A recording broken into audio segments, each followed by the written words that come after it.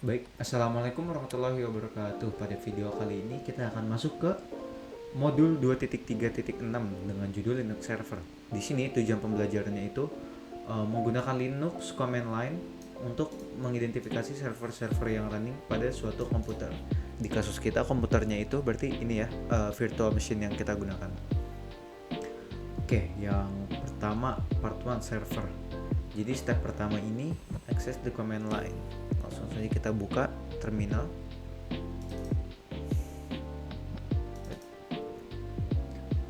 Oh, dan di sini kita disuruh untuk ini ngecek program-program yang running pakai ini command ps. Promnya itu sudo ps elf.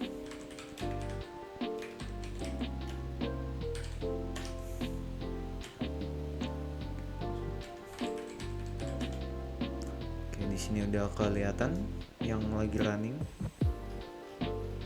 Dan why was it necessary to run ps as root prefacing the command with sudo?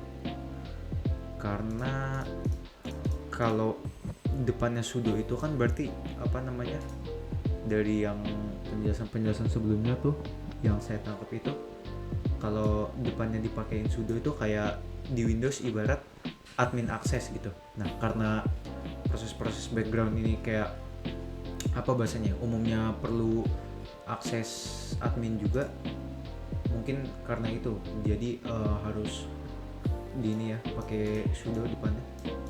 Berarti because that wait because with displaying background processes requires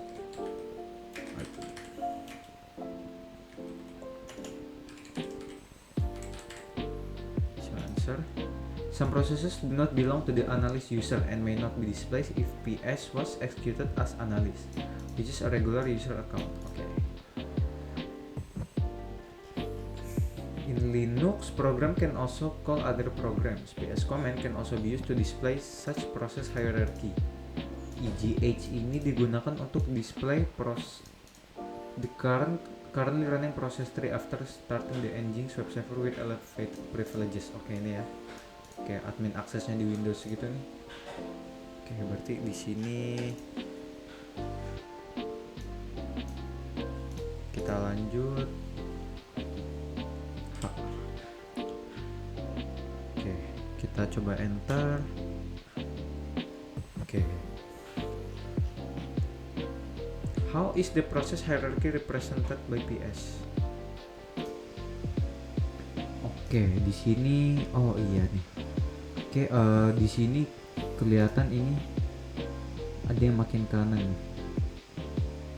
Berarti biasanya tuh kalau kita toggle folder gitu kan ini ya. Kalau misalkan like DM nih, punya subfolder ini, match session di dalam like DM itu biasa displaynya ke kanan gitu kan, lebih kanan. Jadi makin kanan nih, berarti kedudukannya makin bawah lah bahasanya.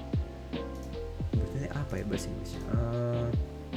Through with spacing to the right hand side through indentation indentation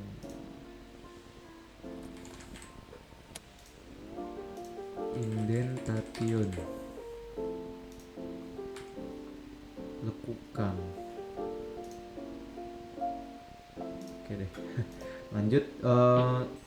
C. As mentioned before, server are essentially program.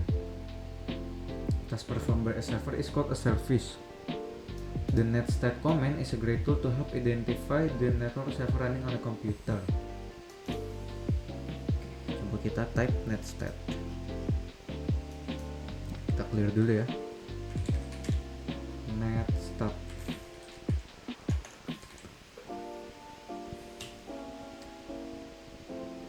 Oke, di sini udah keluar nih. Oke. As in above, NetStat return lots of information when we use without option. Many option can be used to filter around and format the output of NetStat, making it more useful. Sekarang di D ini NetStat sudo NetStat tune app to adjust the output of NetStat. Oke. Kita coba aja langsung ya. Sudo NetStat tune app. Oke. What is the meaning of TUNAP option in NetStat? Oke. Strip T mana tadi? Strip T, strip U. Use main NetStat to answer. Oke. Kita coba aja. Main NetStat. Oke, di main NetStat ini kelihatan nih T, strip T ya. Strip T TCP, UUDP, N numerik, A itu untuk mana tadi A? Oh ini A itu O. Coba kita tes ya. T is for TCP, U is for UDP, N is for N mana tadi N? Numerik ya. Oh ya numerik.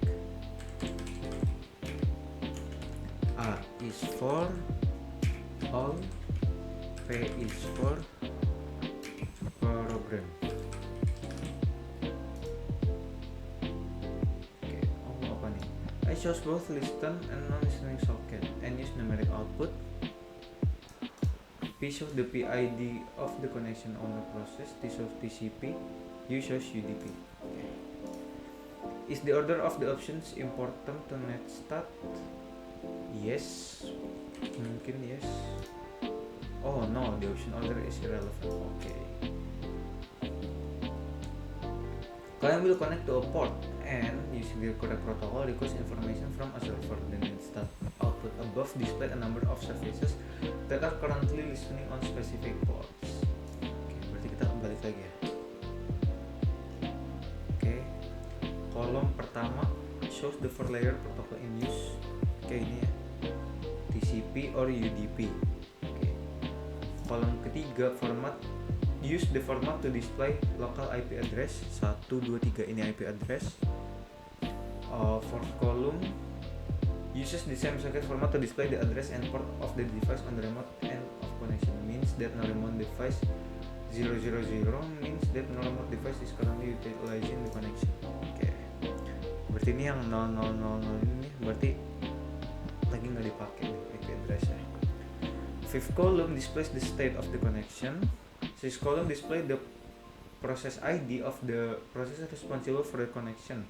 It also display a short name associated to the process. Okay. Based on the NetStat output shown in the item D, what is the layer for protocol connection status and PID process running on port 80? Oh, ini 80. Oke. Ini nih. Port 80. Oke. Berarti TCP 6 terus statusnya listen. Connection PID-nya itu ini 1936 NJNX master. So answer TCP listen 395. Oh, di sini nggak ada 395. Oke. Well, port number are just a convention. Can you guess what kind of service is running on port 80 TCP? Web services mungkin. Oh, web server. Okay. Sometimes it is useful to cross the information provided by NetStat with PS based on the output item D. It is known that a process with PID 395 is bound to TCP port 80. Port 395 is used in this example. PS sudo PS of 395.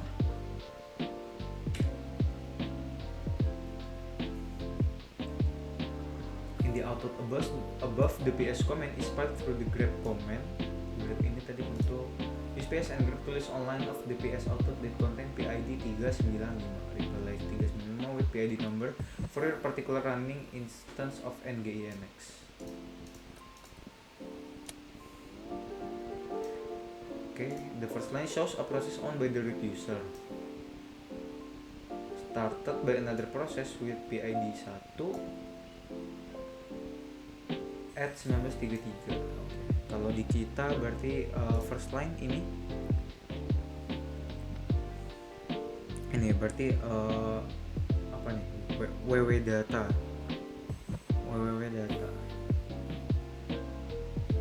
terus ininya apa namanya,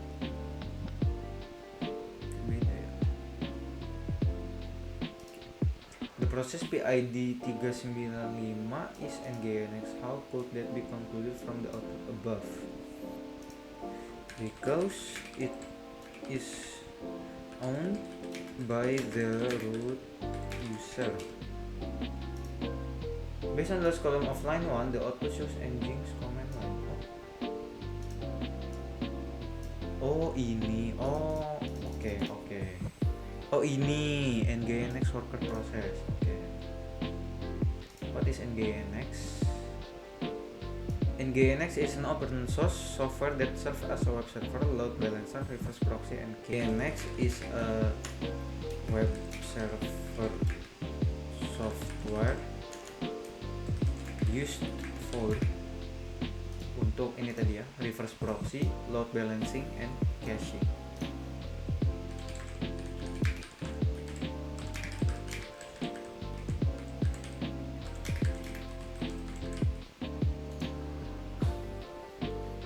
Web server of Google is helpful on finding information about unidentified processes.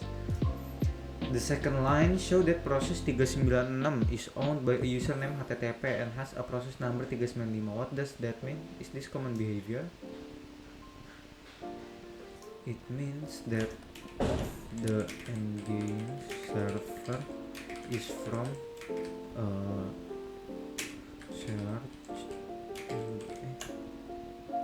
is not from the device, maybe.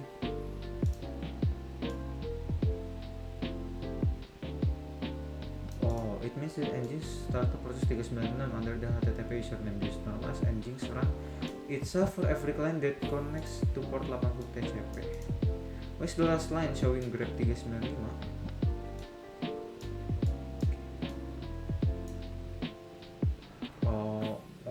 Jadi kan di sini kita nyari grep 395. Kita jadi kayak grep 395 ini untuk mencari outputnya yang ada PID 395. Berarti it is because we filtered processes only for those ones that contains PID 395.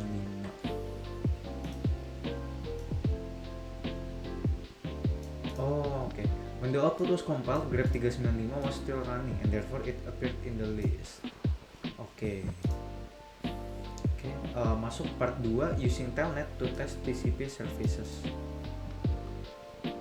Di sini kita baca dulu. Telnet is a simple remote shell application. Telnet is considered insecure because it does not provide encryption.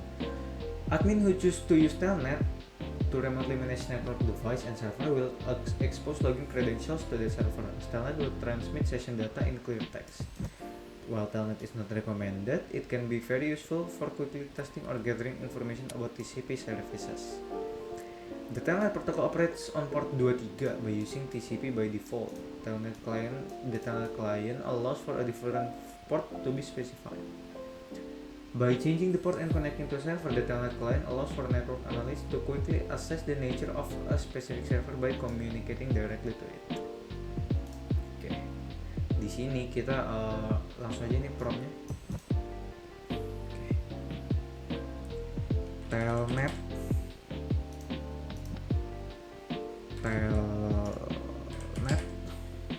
127.0.1.80.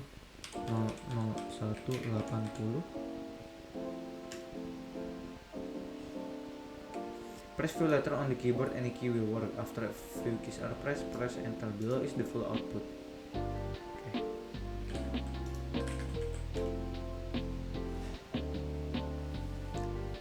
Bad request, oke sama ya isinya HTML. Thanks to the Telnet protocol, a clear text TCP connection was established with the Telnet client directly to the Nginx server. This connection allows us to send data directly to the server because Nginx is a web server. It does not understand the sequence of random letters and returns an error in the format of a web page. Why was the error sent as a web page? Because Nginx is a web server. Nginx is a web server and as such only speaks the HTTP protocol. Oke. Di sini kita lanjut. While the server reported an error, we were able to learn a lot. We learned that Nginx with PID 395 is in fact a web server karena tadi ya ini speaks HTTP. Version of Nginx adalah 1.16.1. Itu bisa dilihat dari ini. Kalau kasusnya di kita itu berapa nih berarti nih? 1.18. Oke, kita lanjut. Berarti kita pakai prompt ini. Telnet 127.0.0.1.22. Kita ketik asal lagi. Valid SSH identification string connection closed by foreign host. Use Telnet to connect to port 68. Oke. Berarti promptnya tadi sama ya. Coba ini tuh. Use Telnet to connect to localhost on port 80 TCP. Yang ini. Oke, coba. Nggak bisa di paste ya. Ulang. Telnet 127.0.0.1. Di sini tadi kita kasusnya pakai port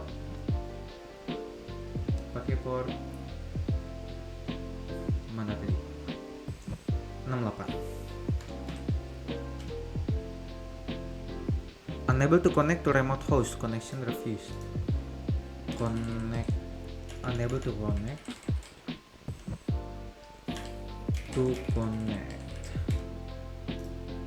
Because the connection is refused. Telnet is a TCP based protocol and will not be able to connect to UDP ports. Oke, di sini ditanya what are the advantages of using Netstat? Karena tadi kita udah pakai ini ya. Ini Netstat, kita bisa lihat local address, foreign address, state-nya. Berarti di sini we are able to identify many useful information of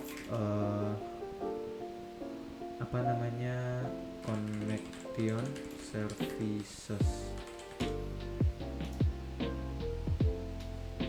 This will the connection currently present. Source, destination address, port, process ID can also be displayed, providing a quick overview of all connection present on the computer. What are the advantages of using Telnet? It is safe. Dari sini kan tadi dijelaskan bahwa is considered insecure because it does not provide encryption. Nah, administrator who use Telnet remotely manage network device and server will expose login credential.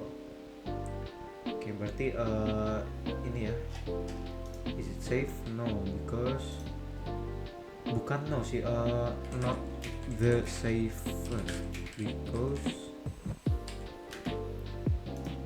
advantages-nya tadi we are able to use Telnet to view tadi untuk melihat TCP ini tadi ya, ini gathering information about TCP services. infos about page services.